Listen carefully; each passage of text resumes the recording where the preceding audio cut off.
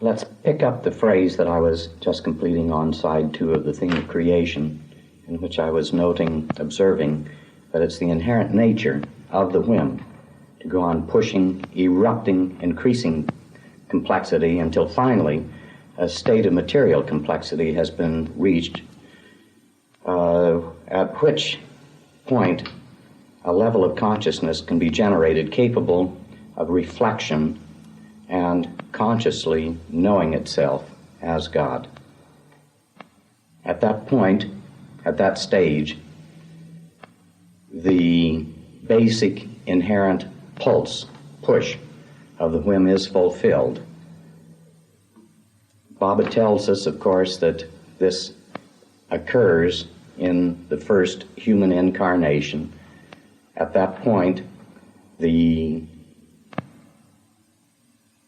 quota of consciousness to be generated is complete, and all human incarnations then are involved or are concerned with only one matter, and that is unwinding, discharging the sanskaras which have been generated throughout the long, long course of evolution.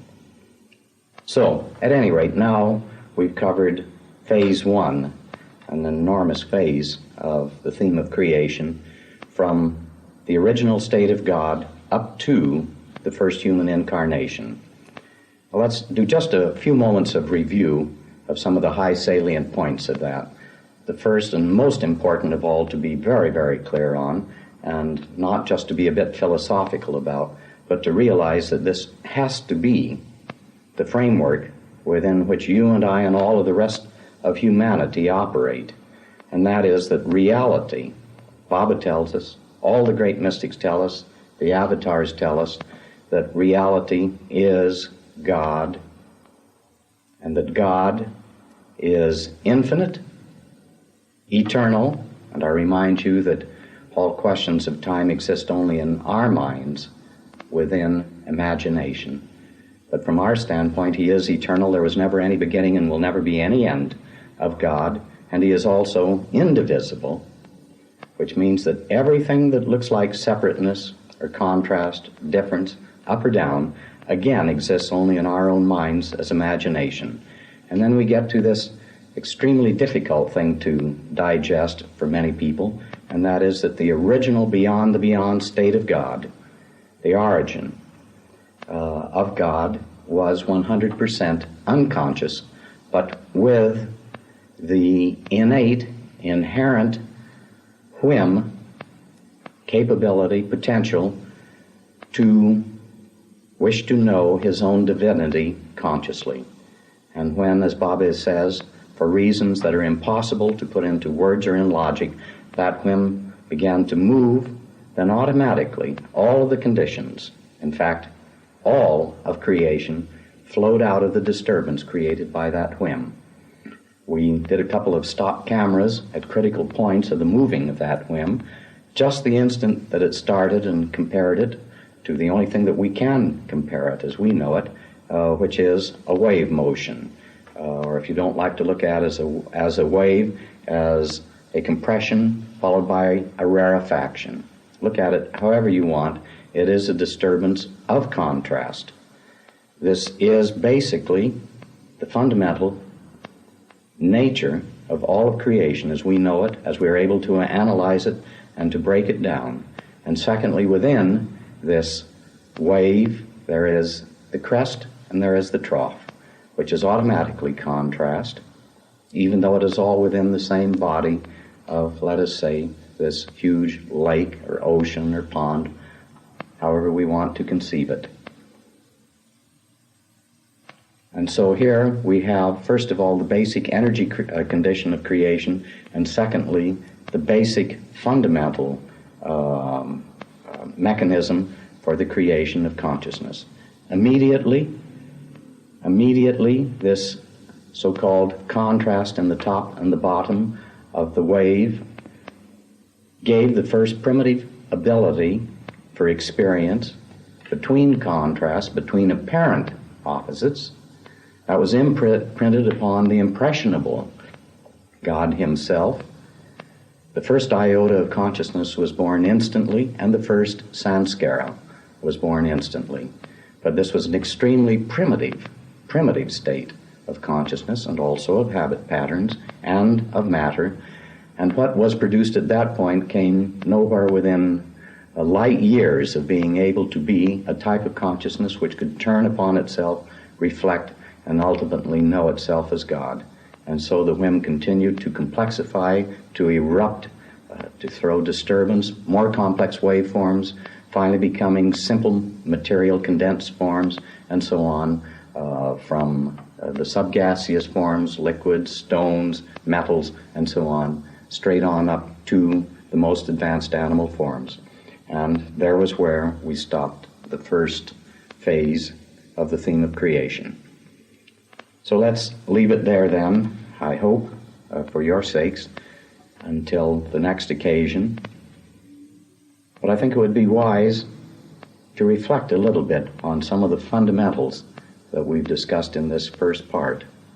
All of you have read them, discussed them at some point or another, but it always impresses upon me because I've been so impressed with my own obtuseness and stupidity over the course of the years of failing to realize the importance of these first fundamental simple things that Baba tells us about God and about the beginning of creation.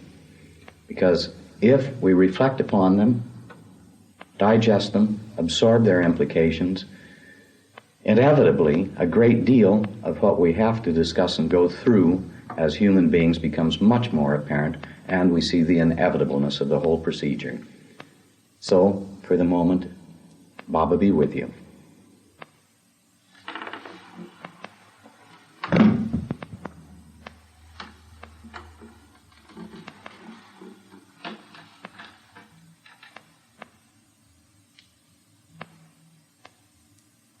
This is Don again, about to take up the second part of the theme of creation.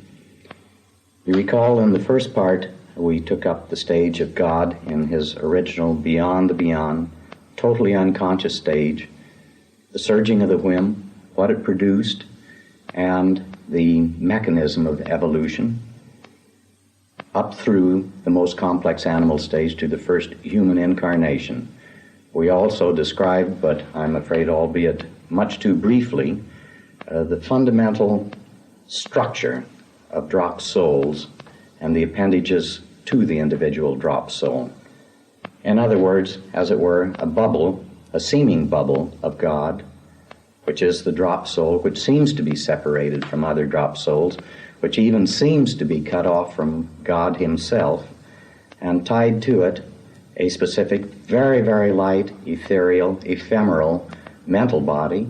Within that mental body, stored by a mechanism that I'm afraid you'll get a little tired of hearing me referring to as the black box tape recorder, all of the memories, the things that have happened to that drop soul from the time that it started out on the long circle.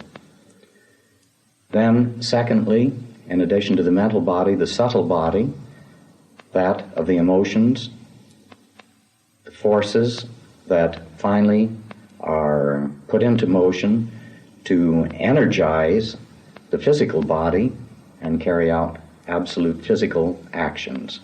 And the physical body itself, of course, being the most dense of the three bodies and the one of which we are most aware. When the physical body becomes worn out because it exists in such a dense state of matter that a wearing out process is quite appreciable, and so the soul has to be attached via the other two bodies to a long succession of physical bodies.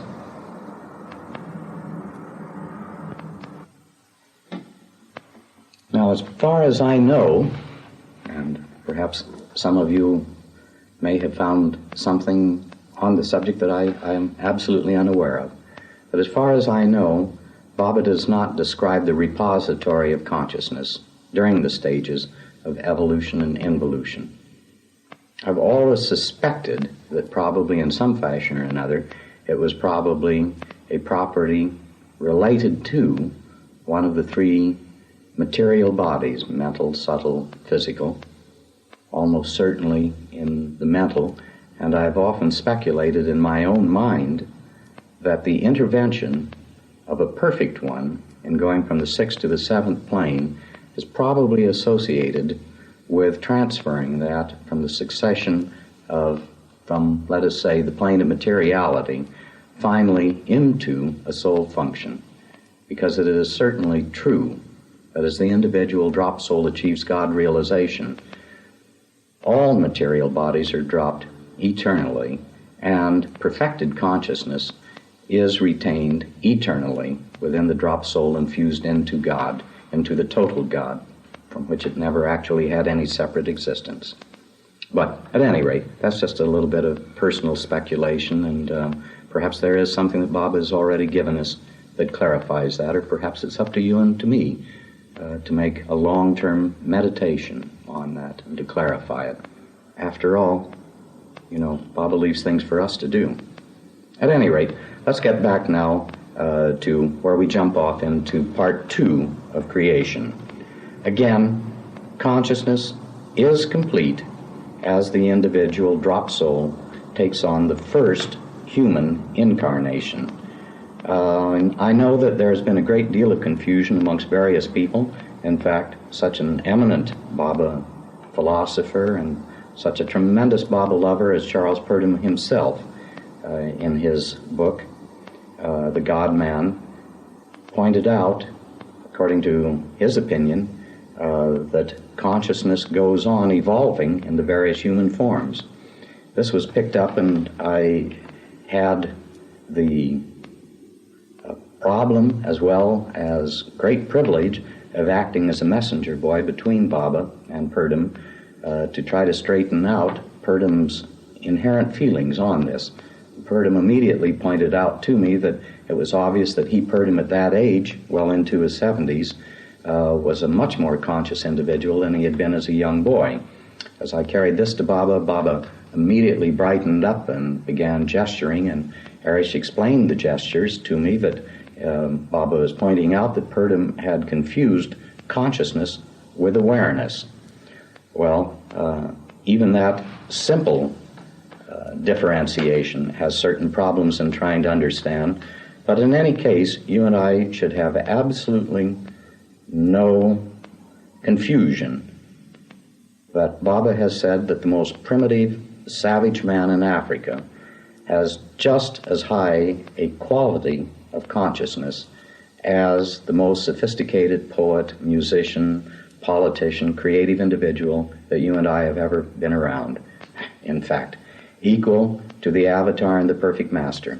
The only difference between the savage and the perfected one is that the veil of sanskaras has been removed. Just that simple. Now, we did mention just very briefly in the previous section that the tragedy, and these are Don Stevens's expressions naturally, but from my viewpoint, the tragedy of creation is that consciousness as it is generated does not know itself and identify itself with reality, which is the soul, which is God. Instead, consciousness as it is generated looks at, is aware of, and identifies itself with environment, with the physical environment. So, by the time we get to the human stage, consciousness, Baba explains to us, is 100% identified with the body and the desire patterns. So, this is the big job. All human reincarnations deal with only one thing. They are all wrapped up in, revolve around, and deal constantly with sanskaras, their unknotting and their dissipation. Everything is aimed at that. Now, what did Baba say about a sanskara? And remember that there are several terms which are virtually identical in their meaning. Sanskara is an impression. The impression is a knot of recorded energy within the mental body. And that knot of mental energy, just like any other quantum of energy anywhere, under any circumstance, energy is always trying to dissipate itself, to get loose, to dissipate.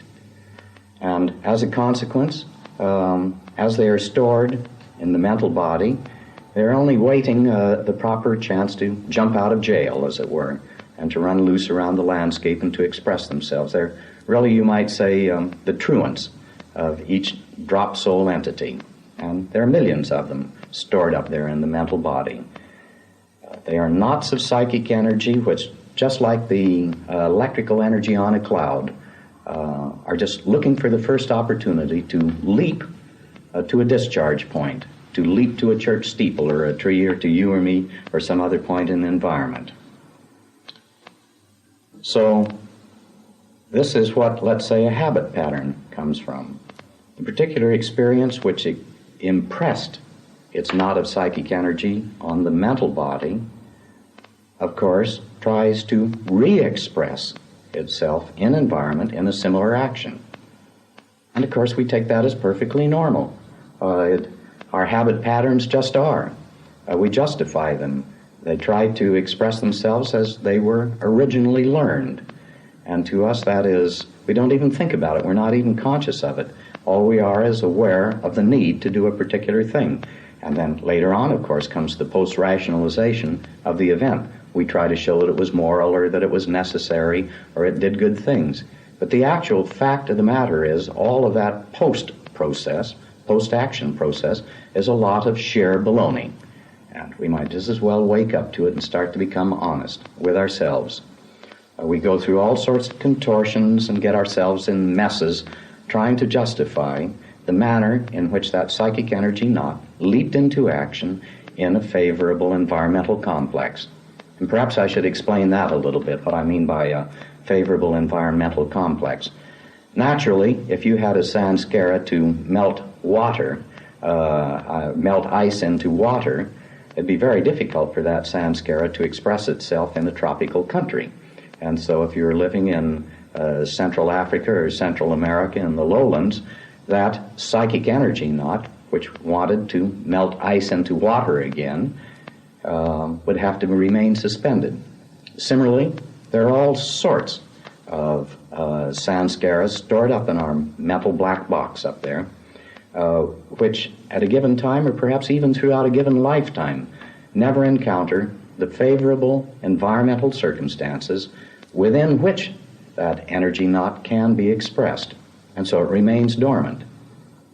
But once the favorable environment is arranged, does come into existence, begins to make itself, it's sort of, let's say, like Cinderella, or Sleeping Beauty, coming out of her dream. The environment is the Prince Charming, which is awakening her, and so it expresses itself in action. But I dare say that certain Sanskaras may wait hundreds or even thousands of years before the particular knot of circumstances comes up in which it can be appropriately expressed. Now, I think it might become a little bit more clear then how the mechanism of the individual drop soul being born into a particular family, social, and national environment occurs. We've always been told by the mystics that this is a process of natural attraction. One side of the attraction, let us say the nail, is the sanskaric pattern within our mental body, and it is, as it were, susceptible to being attracted. And so it's attracted into an aborning embryo, which is going to go into an environment which will express a maximum of the close to nascent sanskaras which need to be expressed. So one is not born into a meaningless, stupid, backward family or environment, and so on. So again, let's go back just one moment and repeat this all-important fact, that all of the human incarnations from the time that the drop soul is born into the first human body, all incarnations are concerned with, are wrapped up in, and deal only with the dissipation of the sanskaras. Now, if you'll forgive me, of course you're old-timers with what Baba says, I leap over to the opposite end of this second session together on the theme of creation, to the avatar. And I point out to you that the function of the avatar is to act as the chairman of the board of creation. It is his job to run creation, and it's his job to match up all of the circumstances that are occurring in it in relation to the generation and the perfecting of God's consciousness, to be sure that this is done thoroughly, appropriately, magnificently, and 100% done. I began to be aware of the fact some years ago of how much, after Baba dropped his body, I was still aware of his impact in individual circumstances in my own personal life. And so I was able to clarify this with 2 or 3 of the Mandali, and there was absolutely no question as to what they told me, and there was no question when I went back and read what the Christian Bible said on the subject, and that is life, our lives as human beings, are determined in minute detail by the avatar, and that determination is aimed at the most efficient, thorough, and complete resolution of our sanskaras that can be obtained with all of the current circumstances available. Now, I look upon a given lifetime as being, let's say, sort of a cut-off wedge of the sanskaric pie. It's sort of as if, let us say, the avatar says, all right, Don, in this particular lifetime, I'll cut off this particular circumference of your pie of sanskaras, and it's up to you and the environment that I'm giving you to chew those up and digest them as much as you can. And so I am born into the family, into the social, national, cultural, geographical environment, which will most straightforwardly and most helpfully bring to the surface and resolve those sanskaras. As I discharge those sanskaras, of course, Baba has explained at one point, and there are even here some ambiguities.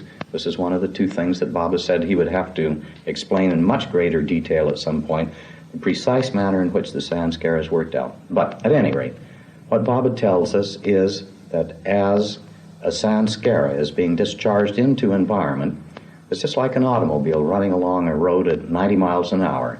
It's going at a rapid speed with a lot of inertia, and as a consequence, that inertia carries it beyond the balance point.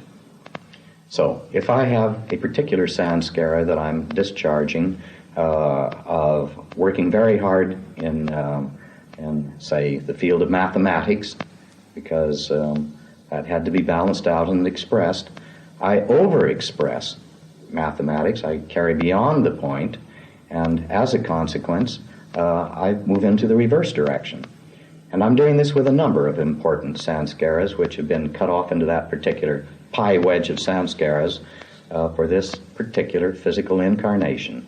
And as they all come close to, more or less in balance, at that point, I drop the body. Because after all, what is the body? Well, Baba tells us that the body is the net expression of the particular sanskaras that are operant. So, when the sanskaras are in a state of balance, then I drop the body. Now, I may provoke a bit of a catastrophe by artificially dropping my body through suicide. And as you know, that gets into various different complications within itself. But perhaps a little bit more on that later on. So here I am, drop soul Don Stevens in this lifetime, expressing 5 or 10 or 500 or 1,000, I don't know, how many key important sanskaras, and as they are statistically more or less in balance, I drop the body at that point. And the whole mechanism, the timing is pretty well arranged, and so this is about the time the body wears out anyway. But I'm charging beyond, and the impetus, the inertia, carries me on the balance point. And so this explains what Baba has explained to us, or described to us in other areas and other statements, that there is a great tendency for the drop soul, as it is reincarnated in another body, to go into the opposite phase of experience. So that if I've done too much in mathematics, then I come back and maybe do too much in horticulture to balance things. Frankly, I don't know what the opposite of mathematics is, but the one he always gives, of course, is that the individual who is killed is going to end up being killed, who is killing is going to end up being killed in another lifetime. But it is because of the primary inertia which carries us beyond the balance point. Now this certainly looks like if you'll excuse me, one hell of a prognosis for living in this world. It just looks like one is teetering back and forth eternally.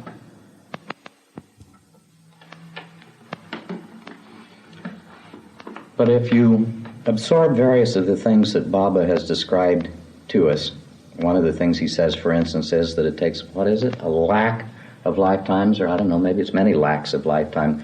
I always get a little bit beboggled by the enormous statistics of how long it takes us to get anywhere. But at any rate, he talks about the great number of lifetimes that are inherently necessary for the dropped soul to begin to loosen the sanskaric knots, so that he can begin to look about himself, consciously wonder what it's all about, and then take that inevitable and essential step of starting consciously to put his foot on the path. But let's look at it in terms which are inherent and involved deeply in what Baba tells us about creation and us as human beings. Let's take a look at what is inevitably happening in that process. And I think it's a rather encouraging thing. As far as one can make out the story, what is actually going on is that your old ego, which is a big pain in the neck, but actually, as Baba tells us, does certain essential functions, such as acting as a coordinating, a digesting point of experience. Our old ego sits around, and even though it's a big old fat ego, it is still wise and realistic enough to begin to realize that this whole business of our working to get what we want isn't quite what it's cracked up to be. So it's our own selfish coordination of events which begins to be just a little bit suspicious about our own motivations, our own intelligence, our own infallibility.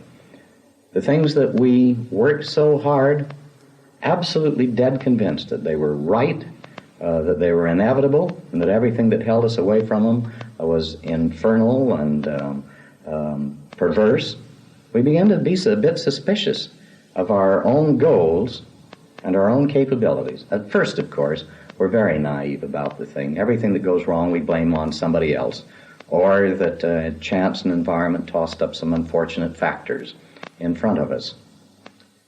But finally, even that begins to pale.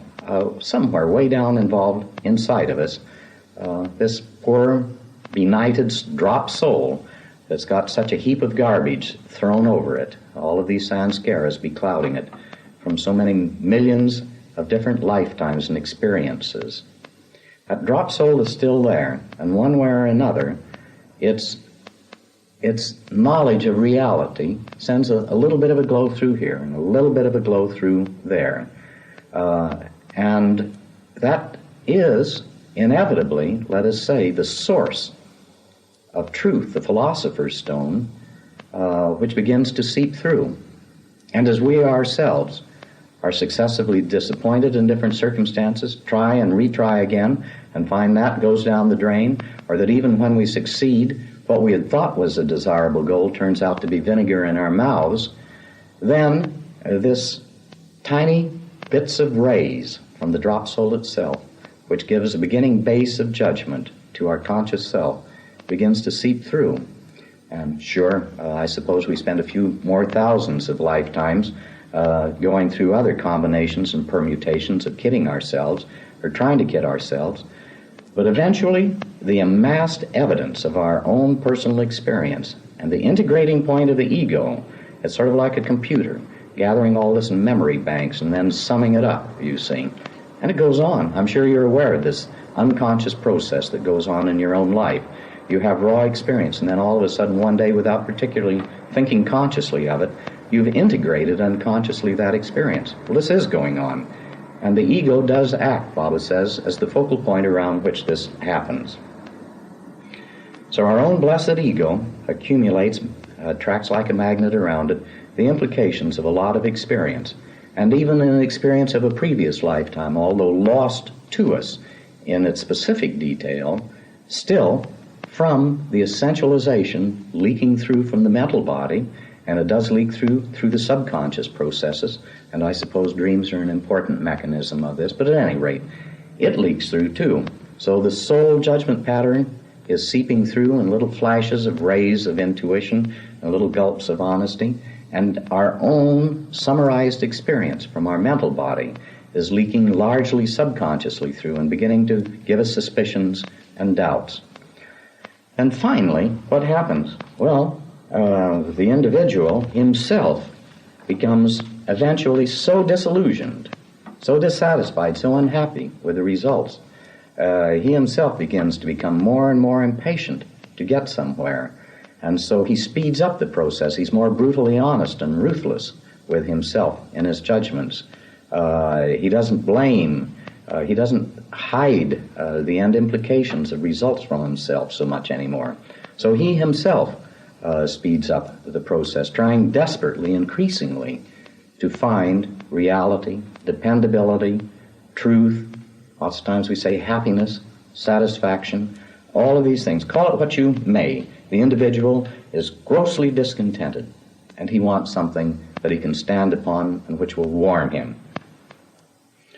When this happens, well, finally, the individual generates what Baba calls the energy of desperation. Now, it's awfully important to take quite seriously Baba's statement in several different situations that the entire inner process of going on the path, spiritual unfoldment of the individual, is entirely a matter of psychic energy. It involves psychic energy. It involves, first of all, the saving of the resources, the collecting together, and then the focusing and the directing of it. After all, that shouldn't be surprising, should it? If all of human incarnations are concerned with the gradual dissipation of sanskaras, and if Baba isn't kidding himself and us when he says that a sanskara is a psychic energy knot, well, it follows automatically without even any tiny jump in reasoning that the entire process of spiritual unfoldment, all of the process that is going to go on in the human incarnations until we reach perfection, has to do with psychic energy. Now, it's often seemed to me that there's a strange something involved in our ego and our focusing on separateness and our own identity in a given individual action situation which generates a sanskaric knot. I would like to make a hypothesis with you, and it's a working hypothesis, one in which you can do a tremendous amount of experimentation in your own personal life and see where it leads you. I would like to hypothesize the following, that if you act in any situation while the center of your consciousness is focused on yourself as a separate entity, and you are focusing upon the impact of the potential outcome of those actions upon you as a separate human being, then you generate a sanskaric knot of energy, which in turn will have to be dissipated again, and which in turn will almost certainly lead to another action generating another sanskaric knot. To the contrary, let us hypothesize that in any situation in which by one manner and another the individual his conscious self is focused outside of his own identity, his own body, his own desire patterns, while he is doing something, he is focused on anything outside of himself, then to a lesser extent, a subsequent sanskaric psychic knot of energy is generated. And to the extent that his focus of attention is focused outside of himself on truth, reality, and here, necessarily, of course, the greatest symbol being the avatar or a perfect one, to the extent that you are focused on such a being, a perfected being, then I would hypothesize that little or no counter-psychic energy is wrapped up into a samskaric knot. Now, if this is true, it explains the enormous importance of constantly holding in front of one really, deeply, sincerely, lovingly, the perfect one. And for us, of course, that is Meher Baba. Now, to me, this is a rather exciting concept, but I believe it is implicit in everything that Baba tells us to do, various different tips on the path that he constantly gives us. And think about it, at any rate. If this is a real thing, see what happens in your life. If when you go into a particular tough situation, if you start, first of all, before the situation starts to move, you focus first of all on Baba. And I don't care whether you say a prayer to Baba, please help me, or Baba, may your will be done, or Baba, please make that guy fall down and lie dead and let me have the $1,000 that I've got a right to, or whatever it is. The very act of focusing on Baba will be of enormous assistance in such case.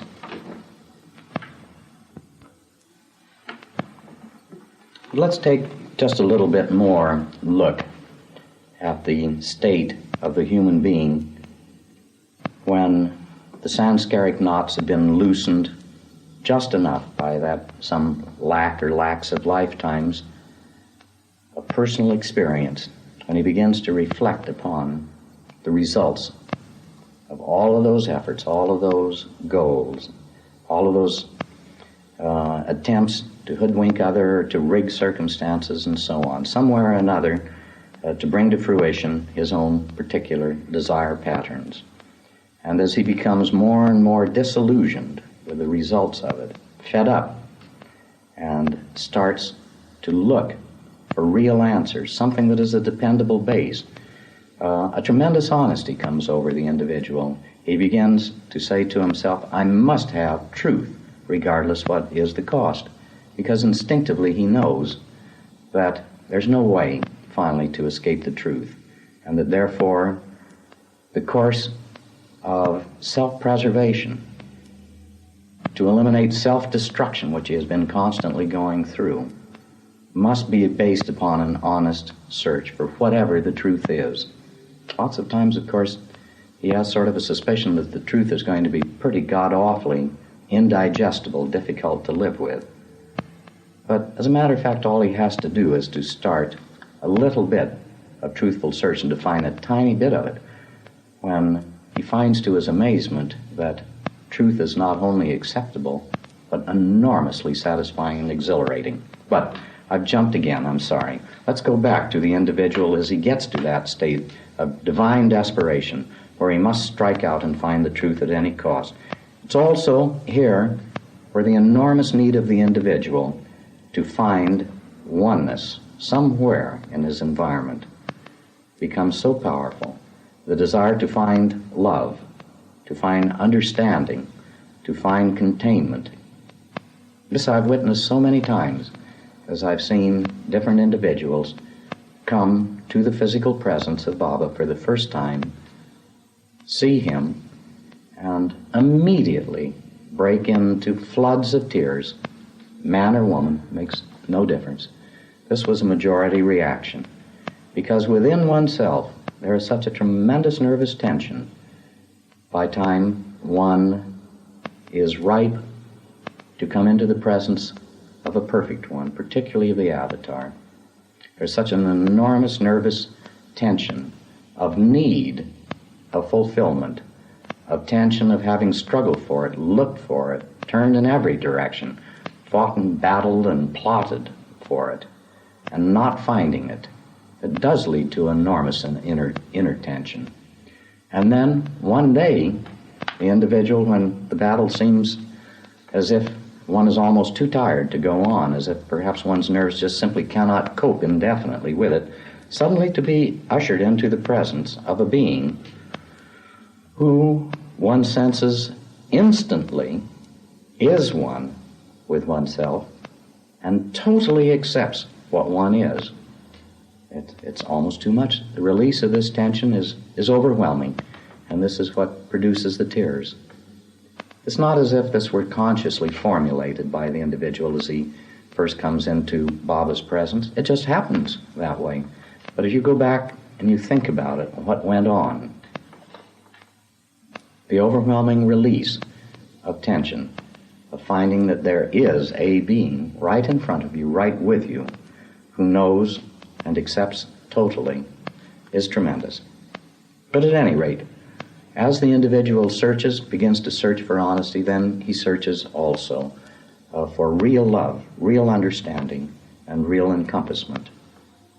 I've always been mystified that there are so many, really, thousands and thousands, and I'm sure millions, of superb, high-quality individuals in the world, all of whom are searching desperately to find such a sense of being met honestly, warmly, and lovingly by another being, and that this should be so pent up.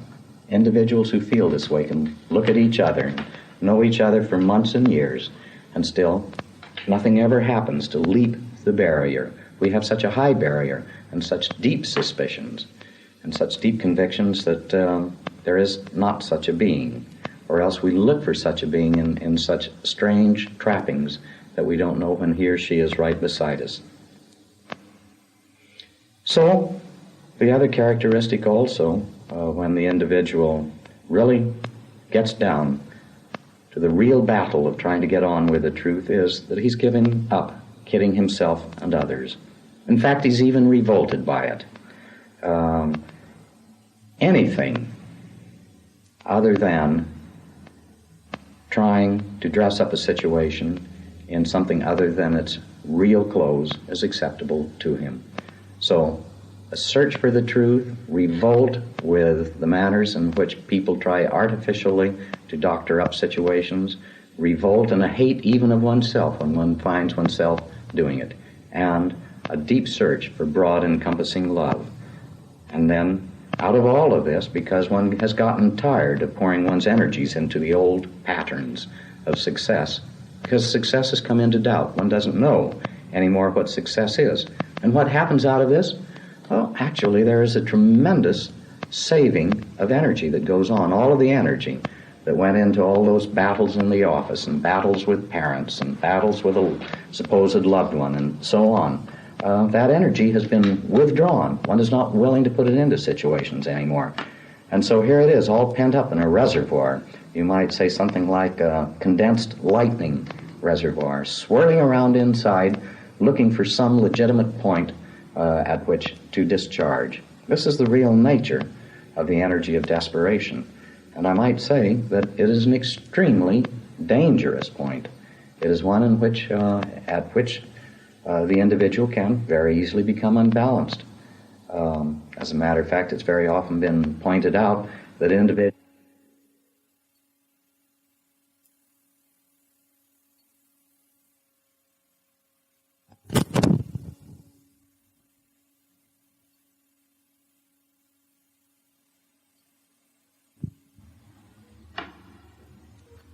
So then, here we have the individual who is right at the edge of putting his foot onto the spiritual path.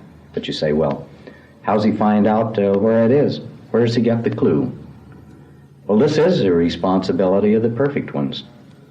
They are the ones who are aware of who is ready, and they are the ones who have the responsibility. Well, actually, the avatar has the total responsibility and lays out the path, and the perfect ones, after the avatar, simply have the job then of seeing that no undue accidents occur. So the avatar himself sees, in fact plots out the point at which the potential aspirant is then ready to make a conscious commitment, and the avatar turns up the clues to the path, almost always in the way of an individual who knows a bit more, or sometimes a good deal more. And then the aspirant is probably passed on from one individual to another, and then to another, until finally he comes to the particular path form which is most adapted to him, at least for that lifetime, or which even in, of course, in cases where he's not just starting on the path, but is continuing on the path formed to which he has made a commitment in a previous lifetime. So, it is the avatar who determines this and who provides the clue.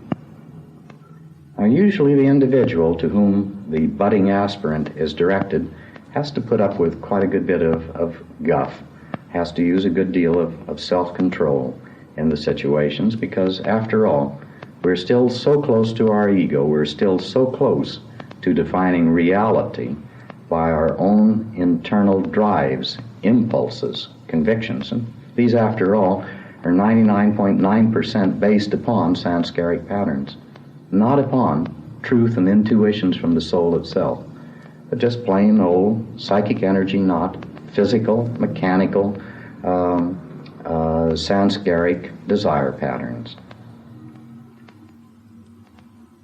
So for some time, there is quite a great deal of battle and argument. Very often, the novice aspirant will become quite disgusted with a particular line of attack which originally seemed very, very truth-giving. And after all, this has to be the avatar's pattern too, because the inner process is one of real learning. It's not just, let's say, a sudden straight drive by a rocket straight to heaven. It is a total learning, and in a very real sense of the word, unlearning process that goes on. And so as the individual begins to advance, he must go through certain negative phases of learning.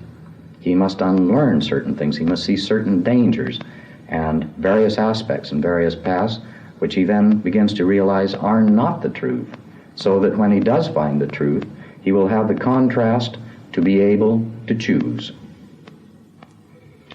But suppose, let's say, after various different hits and misses hither and yon, and all his speed in going through this early initial shooting here and shooting a bit there and trying this and tasting that is determined by his own honesty and his own integrity. You know, there is the spiritual law that even if you choose a black master, your honesty and your love and your devotion to that individual will earn you the right for a true master. So your own honesty and integrity are the ingredients which determine how rapidly you get through those early stages before settling upon a path which is dynamic and which corresponds to your own inner needs. Eventually, of course, the individual finds a particular individual to whom he makes, usually consciously, a deep commitment. That's a difficult thing for us to do in our Western world because it goes so contrary to the grain of much of our tradition. But nevertheless, there is an extraordinarily important function which is fulfilled in such case. You know, this question of our ego is one of the keys which has to be resolved during our successive human reincarnations. Our ego is closely associated with our samskaras, but if there is some way of giving the strength, the monolithic quality, the imperviousness of our ego a shattering blow, then it is much easier for our consciousness, our conscious quality in given situations to focus somewhere else rather than on our own ego desires. So, what is the very best way of all? Well, of course, there is a killing way that can happen and often does happen to people in which someone comes along, say someone that you love very dearly, and all of a sudden they turn you down and really shatter you by criticisms of your nature.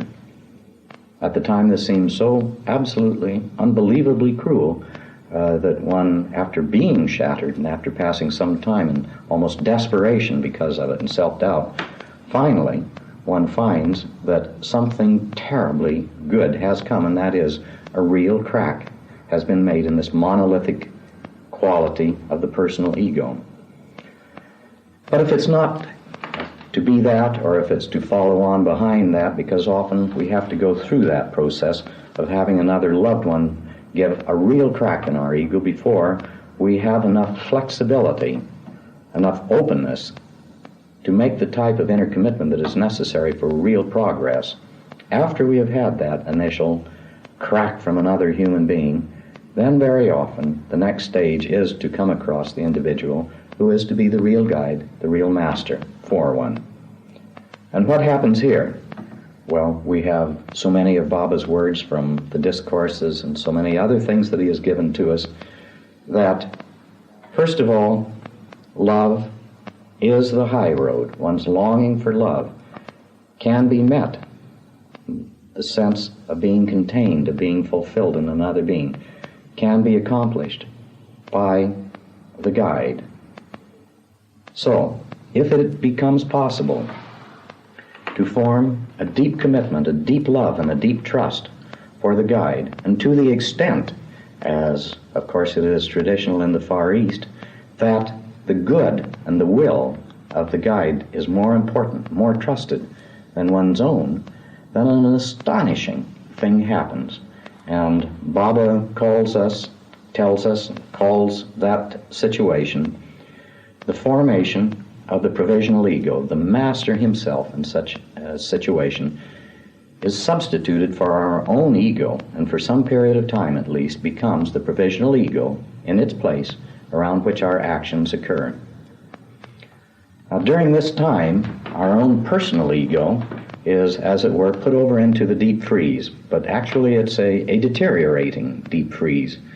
Our own personal ego is eternally and permanently weakened in that process and fractured in a way from which it never finally recovers.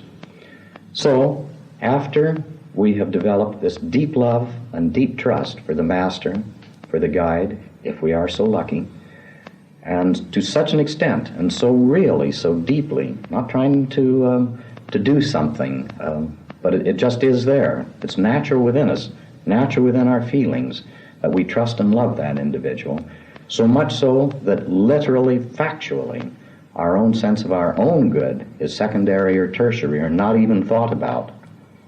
Then this extraordinarily important and almost irreplaceable gift occurs of taking the master as our own provisional ego. Now, I certainly can't give any sort of a judgment as to how long this may last. I don't know. Maybe one individual for a relatively brief time, for another individual for a much longer period of time. But finally, inevitably, the master tosses back upon us the necessity of regrouping the events of our life around our own now largely weakened personal ego. We still love the master, we still look to him, but nevertheless, it becomes indelibly clear that we must take upon ourselves the individual decisions. We remain in deep, loving contact with him, even if he's dropped the body, as a matter of fact. But we go back. But no longer is our own personal ego that strong, monolithic, unthinking center of all action and desire. And in such case, if what I hypothesized to you just a few minutes ago is true, in such case our actions then accumulate a much weaker sanskaric pattern, or totally non-existent. So instead of accumulating new sanskaras, we are rapidly discharging the old ones.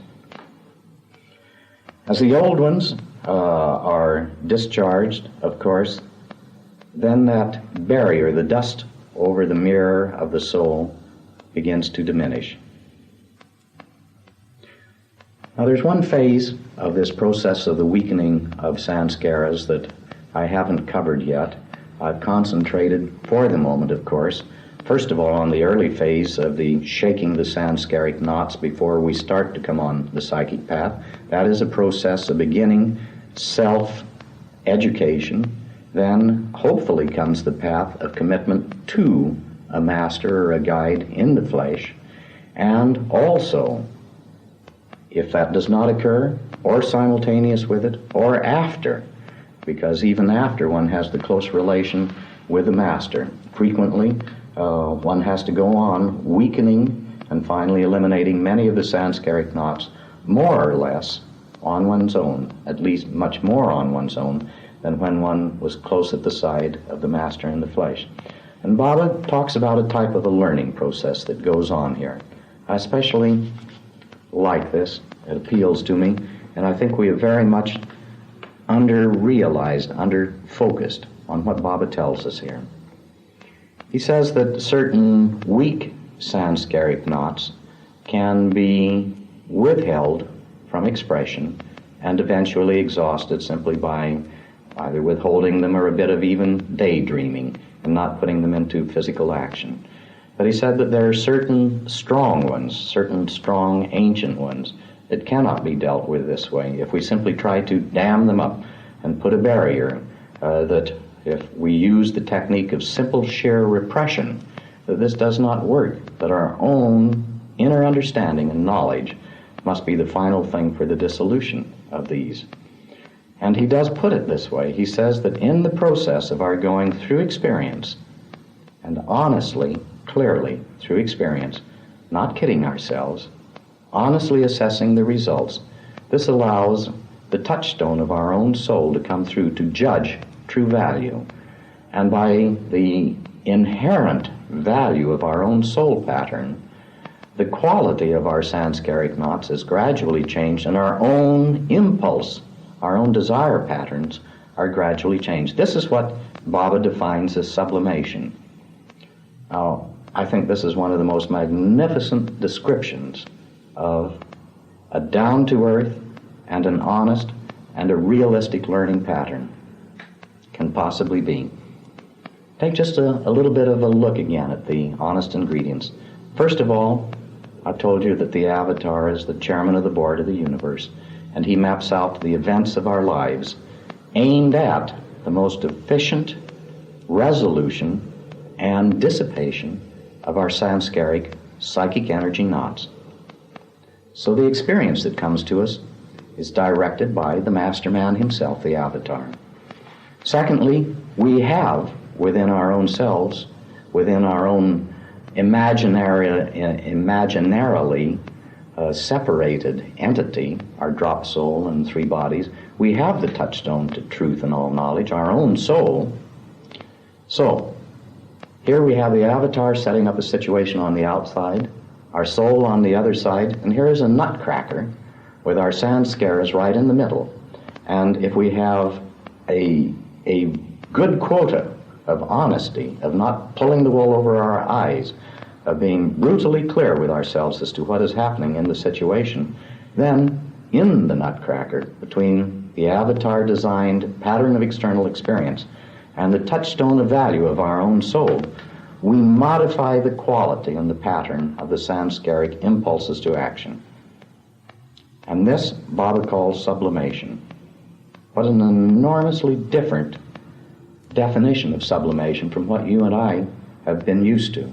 Normally we think of sublimation of saying, oh hell, the devil's got me by the tail, I want to do so-and-so and so-and-so, and I know it is mean and naughty and reprehensible and backwards, but I still feel like I ought to do it, and along comes maybe your conscience says, well, now look, Johnny, you ought to sublimate that and think about going out instead and working in the garden or looking at the sunset or helping Great Aunt Mary out for a walk in the sunshine so she gets her rheumatism a little loosened up.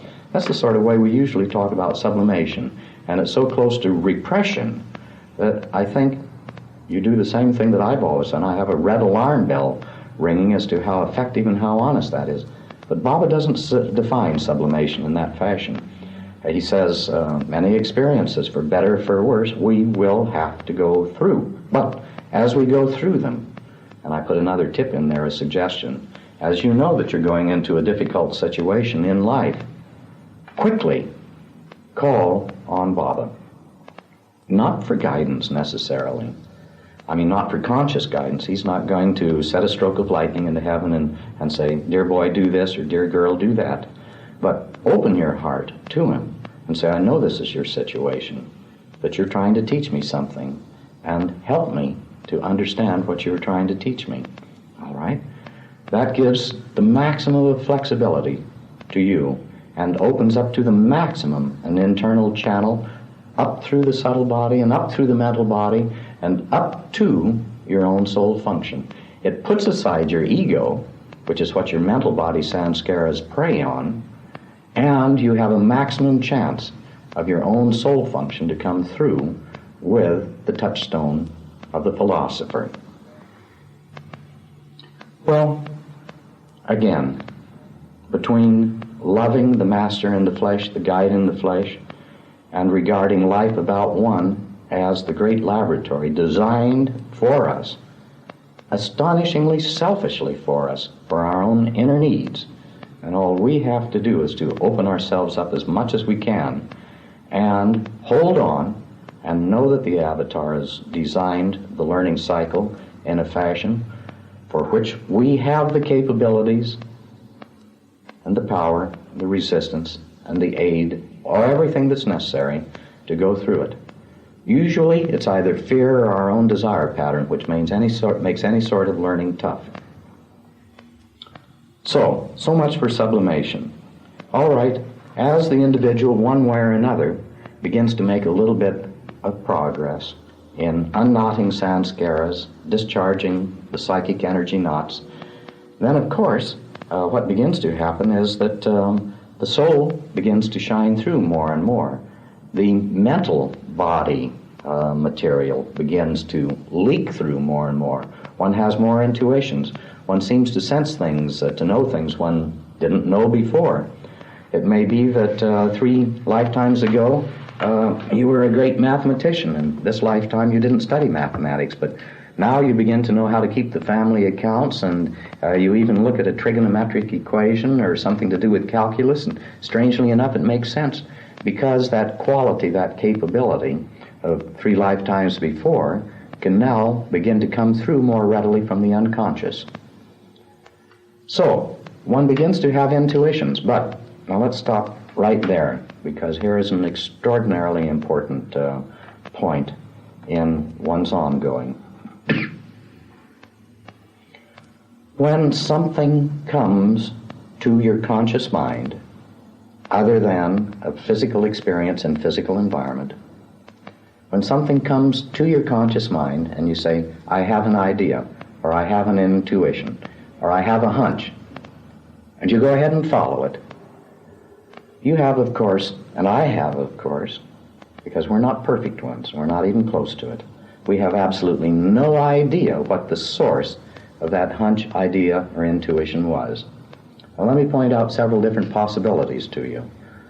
One is that it came from your own soul pattern, that an arrow was sent flying by your soul and it went through the mental body and through the subtle body and into your conscious brain and produced a conscious thought with you. It may be that. It's not terribly likely, but it could be.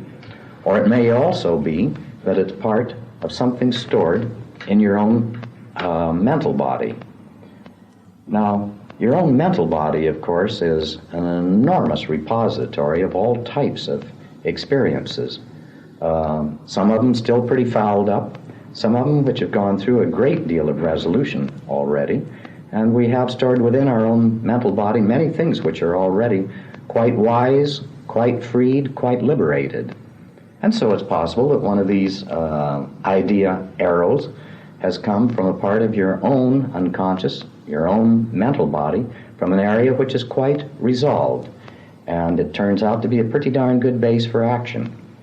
But let me caution you, it may very well be that 2 days after it, or 2 minutes afterwards, another idea pops up in your mind. Or maybe it's 2 months later and you say, gee, that other bright idea that cropped up just like this and with the same force worked out so beautifully, and here's another one, obviously this has to be right.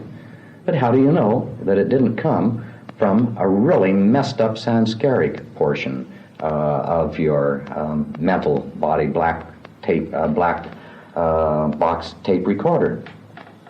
You don't know. As a matter of fact, the sanskaric knot, when it's discharged, it comes out with a lot of energy. It picks up energy from the subtle body, and that motivates our muscles, and we get on with something. So most of our getting on with something is motivated by just simple, crude, raw, Sanskaric patterns.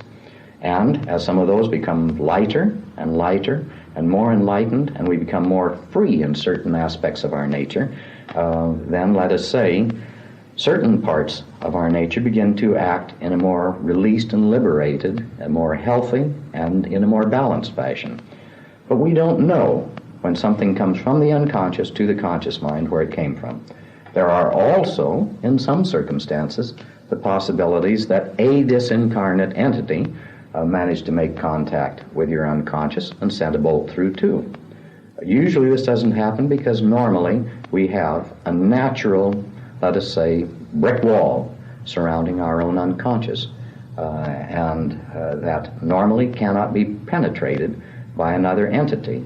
At least, usually not an entity which is of a grossly different grade of development.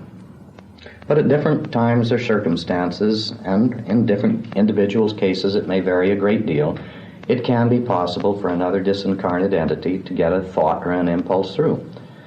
But believe me, a disincarnate entity, just because he has dropped the body, is no closer to the truth than you or I are. The only thing that happens when you and I drop the body is that the physical shield to emotional impact is greatly weakened. It isn't there. So as a consequence, we feel good and bad more than we did when we had the physical body. But the Sanskaric knots haven't changed. The sheer fact of dropping the physical body has not resolved a single one of them, put us any closer to God realization. So if a disincarnate entity happens to get an impulse pattern through your subconscious to your conscious, and even if you have, let's say, the sort of strange type of a gift which can see that disincarnate entity and identify it, it still has absolutely nothing to do with dependability or health. They're just as hard up to get on with the path and the truth as you and I are. In fact, many of them much harder up because they don't have a physical body around to get on with the thing. They're in a digestive interim process. So have a caution. Have a caution.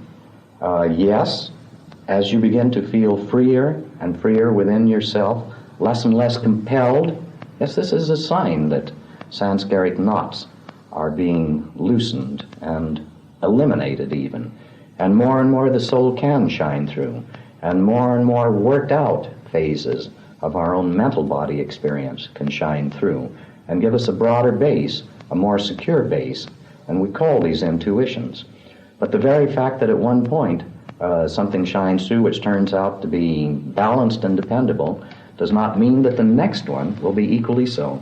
So have a care and never try to put it on to another human being that you're some sort of an infallible source for wonderful hunches and intuitions, not even for yourself. Put them on file many times.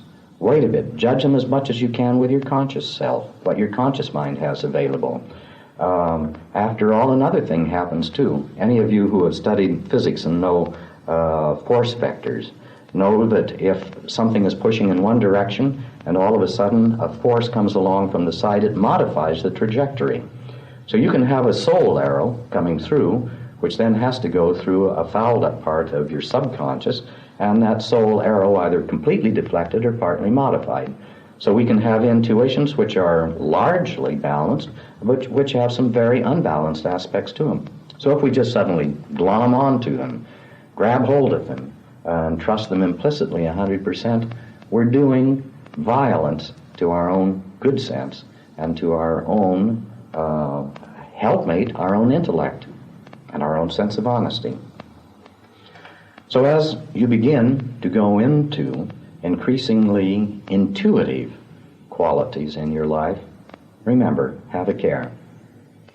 Now, as we're going along in the lessening gradually of the Sanskaric pattern, the individual begins automatically and naturally to ascend what the mystics Baba described as the planes. You remember there are 7 of them, and the first three, if one is not being carried under the veil, that means without any sort of conscious experience or conscious realization of how and where one is progressing. And if one is not carried under the veil, then these are the planes where one has experience of unusual sights, odors, and sounds. There is, for instance, the discussion of the music of the spheres or the seeing of beautiful colors. And individuals who have these experiences become quite bemused by them. But Baba points out to us that the experiences of the plane, while yes, may be interesting signposts, are still experiences of duality, within duality, and therefore help us not at all in getting on with the path. It's just as if they're signposts going by. So don't try to have more of them if this happens to be your path. Baba points out so beautifully again that one can become even more bewitched by the experiences of the subtle planes than of the physical plane, because we equate spirituality with it.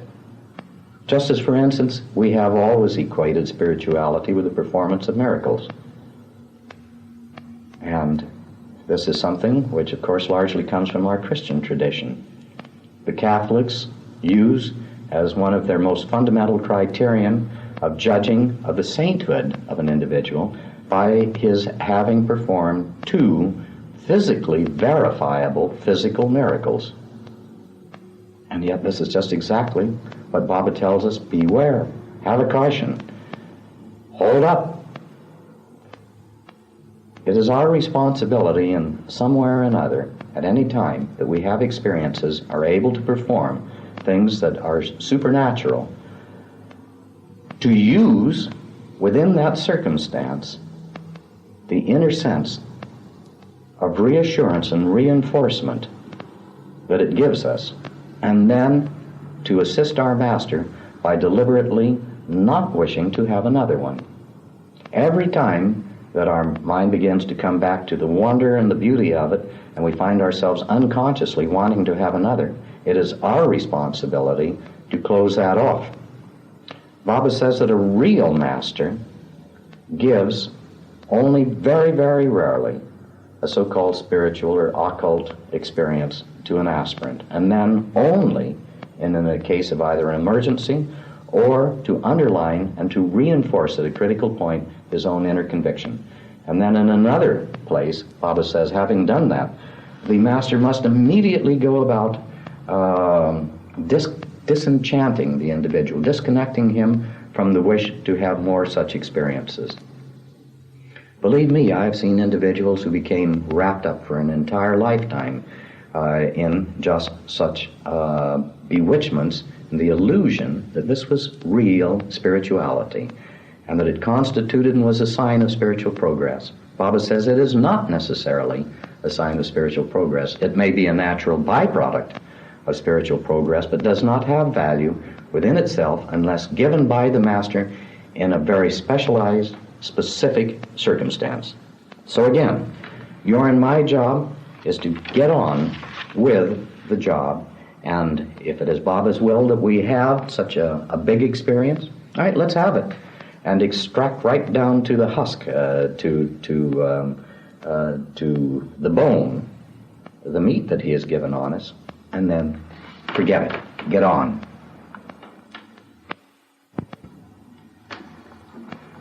For the problem, of course, of the occult and of occult forces comes to a head is when the individual drop soul entity progresses on to the 4th plane, where Baba explains he has access to all energy. And on the other hand, his moral resources are not yet developed to the point where he will necessarily have the strength to control his impulses in the exercise of the forces now at his fingertips. I'd like to point out one thing to you, and that is there are quite a great many people, quite a great many groups in the world whose activities, aspirations, develop around the use of so-called psychic or occult forces.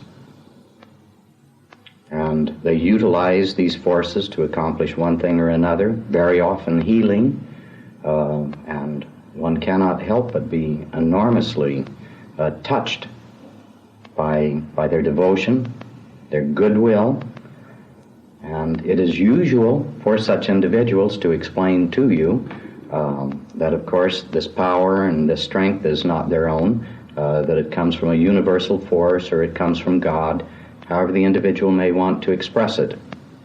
Now, did it ever occur to you that if Baba's description of the planes is correct, and that access to universal force comes only in the fourth plane, then obviously all of these individuals who exercise these so-called psychic powers cannot be on the fourth plane. In fact, a great majority of them just have to be below the fourth plane, and probably in most instances not even yet on the first plane.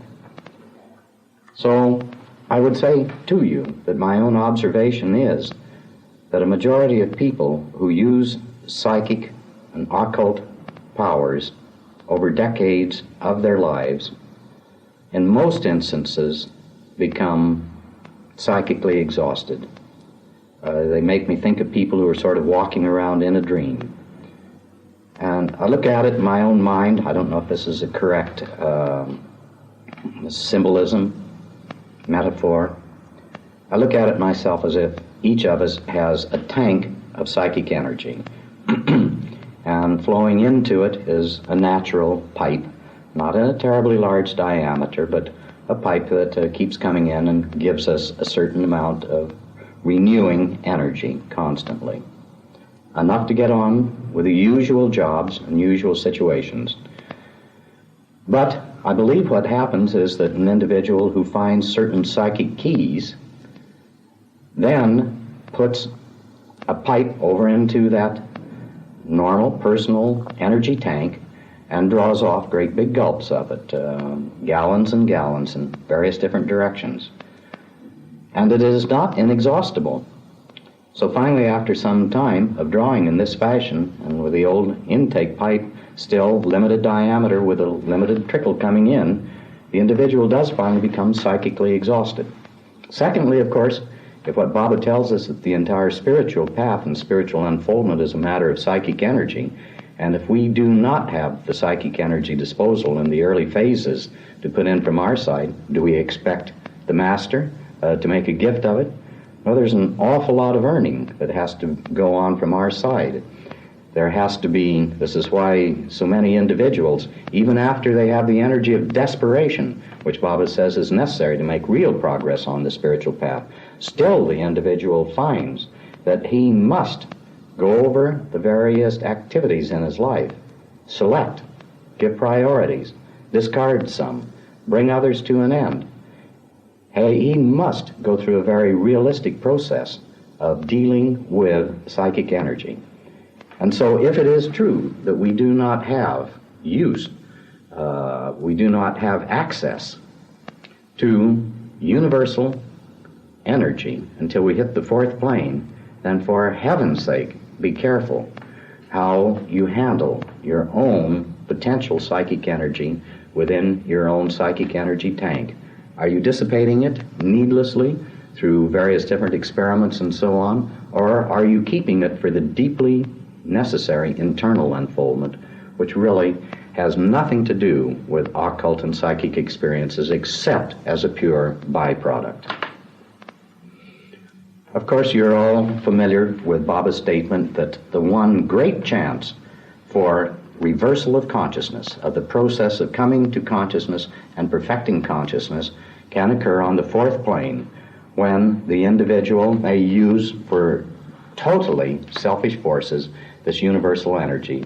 And if he does for totally selfish and destructive purposes, and if, let's say, a perfect master has not saved him from a situation, but has only saved the rest of the world from his misdirection, then that soul goes crashing back down to the stone stage and must gradually, laboriously work his way back up. So much for the fourth plane. But always remember, that any type of experiences are still experiences of materiality and illusion. And they can be even more binding, subtly binding, than our experiences in the gross. So we can get hung up on them even more subtly than just going out and always wanting to have a big beefsteak or I don't know, whatever, simple gross pleasure. Incidentally, I like beefsteak very much myself, so let's get off of that one. In addition to the psychic energy that we may dissipate, of course, one does not want to focus where there is no real value. Real value is an internal process in which the avatar himself has laid out the learning processes, and if we're lucky, we have a master in the flesh who can help us with those, help to support us, help to interpret, and sometimes challenge us within them. Let's go on. After the fourth plane, the individual comes to the fifth plane, which is the plane of sainthood, in which he becomes aware of God and can see God, but not constantly, and has the typical qualities of the saint. Many of you have known or heard of Inayat Khan. Baba said he was a typical and a beautiful saint of the fifth plane. The sixth plane, one sees God constantly, but everywhere around one, and one does not know oneself yet as God, as oneself. It is not emergence. Finally, after some time, some experiences on the sixth plane, then finally the individual, with the intercession of another perfected one, achieves the seventh plane. Having achieved the seventh plane, one knows oneself as God. But of course, knowing oneself as God, one is unaware at that point of creation. Some individuals who know themselves as God drop the body, Baba says, immediately. Some continue in the body for some time, and some go on for another journey, which is that of gradually coming back to consciousness of illusion. So if the individual is conscious both of his Godhead and of creation, which is illusion, that is a perfected one. There are, in addition to the five perfect masters, I think it's usually three others who are perfected, aware of both creation and their godhood, but who do not function in any spiritual hierarchic manner. They are not one of the five perfected masters. And then, of course, there is still the further journey in which the one who is aware of both illusion and his Godhead exercises his powers within creation for the help of the ongoing of the souls within creation.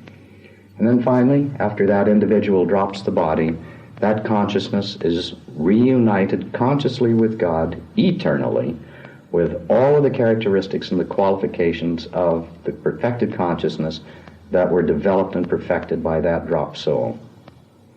Well, this is one of the things that I feel is extremely important, and that is that each dropped soul realizes itself eventually as God, but with a unique individual contribution of consciousness. A particular dropped soul goes through an enormous pattern of challenge within duality, but a very specific pattern. And so what is contributed by, let's say, drop soul Sai Baba is not the same contribution of consciousness as that contributed by Upasni Maharaj, nor will it be one day for Dick or Kathy or Don or Peter or Jack.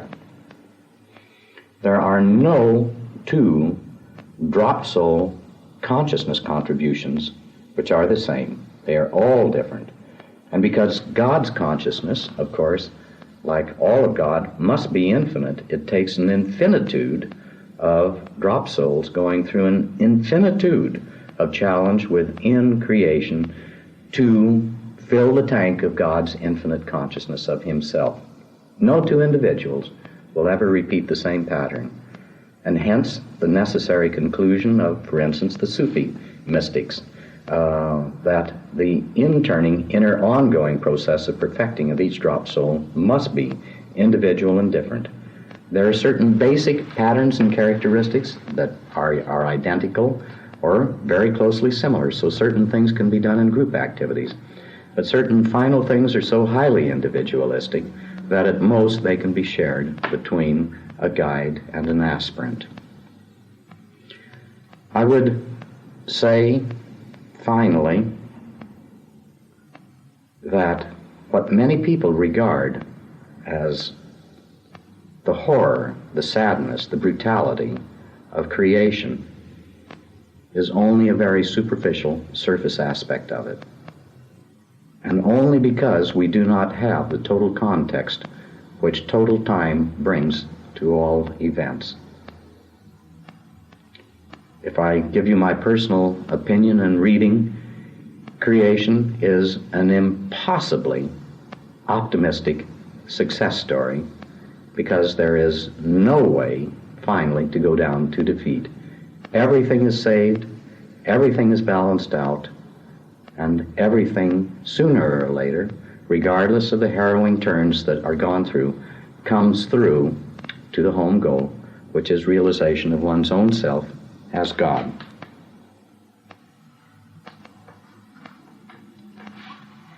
I hope that there may be, within all of this, a few interesting new ways of looking at what Bob has told us about creation.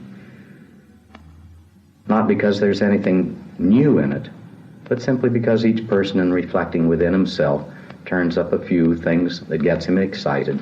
And over the course of more than 30 years now, there have been quite a few of them which have struck home so forcefully to me. So I've enjoyed sharing these with you, and I look forward at any point that it may work out that way for some of the things that you would like to share with me on it as well. Bob will be with you.